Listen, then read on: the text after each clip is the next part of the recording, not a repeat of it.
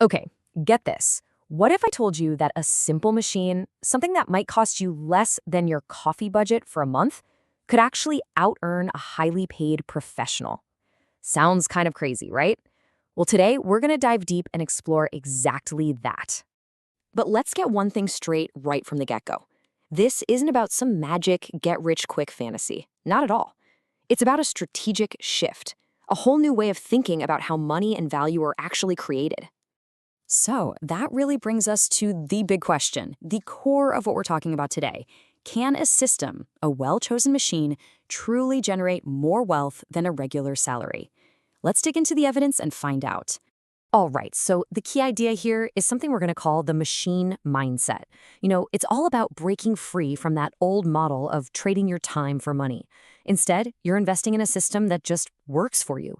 It produces value on its own, whether you're there clocking in hours or not. Okay, first up, let's jump right into what I like to call the personalization gold mine. We're talking businesses that are super easy to get into, but have the potential for just incredibly high value. So let's kick things off with the vinyl cutter. For as little as $100, you can get a machine that is an absolute powerhouse. But here's where it gets really wild, the profit margin. You take a cheap roll of vinyl and turn it into something that sells for 10, 20, sometimes even 30 times what the material costs you. That's just insane. And the possibilities? They're basically endless. I mean, we're talking custom stickers for laptops and cars, cool wall art, personalized t-shirts and hats. You can even make professional-looking signs for local businesses. It's like one small machine unlocks this huge creative market that people are just dying to get their hands on. Okay, next up, the ribbon printer.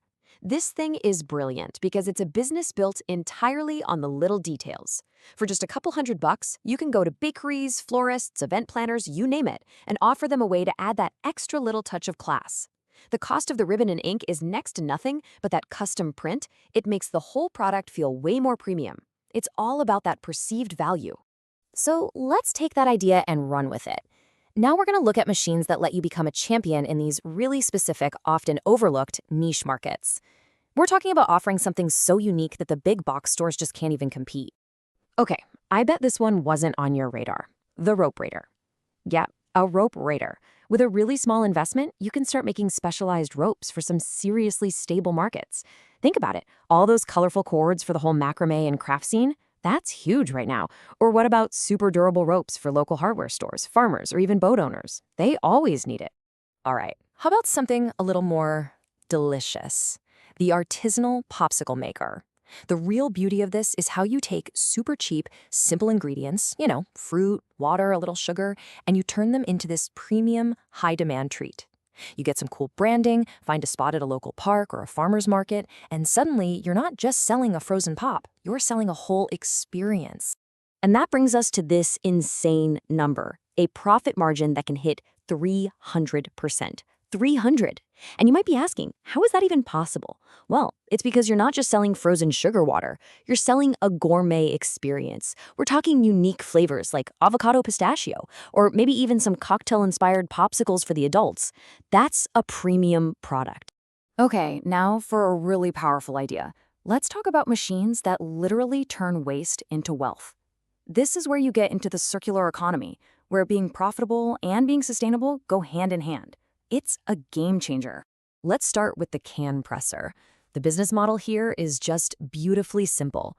So you go around to local bars, restaurants, and you set up a collection route. Your raw material, aluminum cans, is often totally free. Then you just use the machine to crush them into these dense blocks, and you sell the aluminum by weight to recycling centers. It's such a simple, straightforward way to get into the circular economy. But this takes it to a whole other level. The biodiesel machine is just genius. Check this out. Step 1. You collect used cooking oil from restaurants. And here's the kicker. They will often pay you to haul it away. Step 2. You process that oil.